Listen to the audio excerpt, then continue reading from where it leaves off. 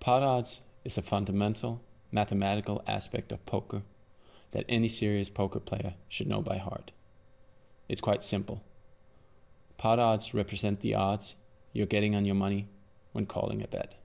Let's take an example where there's $100 in the pot and your opponent decides to bet half the pot.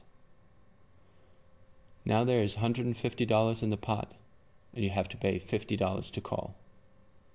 50 to win 150 is the same as 3 to 1, which means your pot odds is exactly 3 to 1. Calculating your pot odds and comparing it to the projected strength of your hand is vital for making the correct decisions at the poker table. This may seem trivial, but without a sound mathematical approach, it is very hard to do well in poker.